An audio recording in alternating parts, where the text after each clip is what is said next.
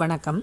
போர் நடந்துட்டுருக்க இந்த நேரத்தில் ஈரானோட கப்பல் மூழ்கியிருக்கு. கப்பல் பற்றிய முழுமையான தகவல் சொல்ல முடியல அப்படின்னு சொல்லப்படுது. கப்பலில் 32 பேர் காலே தேசிய மருத்துவமனையில் அனுமதிக்கப்பட்டிருக்காங்க. நிறைய பேருக்கு காயங்கள் ஏற்பட்டிருக்கு. இந்த கப்பல் எங்கே இருந்துச்சு அப்படின்னா, இலங்கையோட கடல் எல்லைக்குட்பட்ட பகுதியில் இருந்ததுனால அவங்க தான் இந்த கப்பலில் உள்ளவங்களை காப்பாற்றிருக்காங்க. இந்த ஈரானிய கடற்படைக்கு சொந்தமான IRIS டேனா கப்பல் விபத்துக்குள்ளானது பற்றி இலங்கை அரசு தான் தகவல் கொடுத்துருக்கு. 5 மணி போல் இந்த கப்பல் மூழ்குவதாகவும் கடற்படைக்கும் கடலோர காவல் படைக்கும் ஒரு தகவல் கிடச்சிருக்கு. 6 மணிக்கு கப்பல் படை வீரர்கள் அவங்கள காப்பாற்றிருக்காங்க. 180 பேர் கப்பலில் இருந்ததாகவும் 30 பேர் தீவிர ஆபத்தில் இருக்கிறதாகவும் அவங்க சொல்லியிருக்காங்க.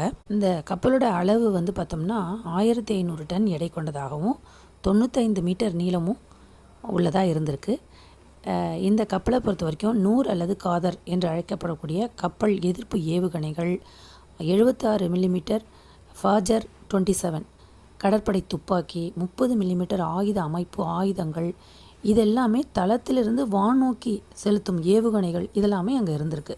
இந்த கப்பலை பொறுத்த வரைக்கும் ஈரான் என்ன சொல்லுது அப்படின்னா, உலக அளவில் எங்களுடைய வர்த்தகத்தை காப்பதற்கும் கடற்கொள்ளையை எதிர்கொள்கிறதுக்கும் நீண்ட தூர கடல்சார் திட்டங்களை நடத்துவதற்கும் எங்களுடைய திறனை மேம்படுத்துவதற்காக இந்த கப்பலை நாங்கள் வடிவமைச்சோம் அப்படின்னு சொல்லப்படுது. இந்த கப்பல் பிப்ரவரி 17ஆம் தேதி இந்தியாவில் உள்ள விசாகப்பட்டினம் துறைமுகத்துக்கு வந்திருக்கு.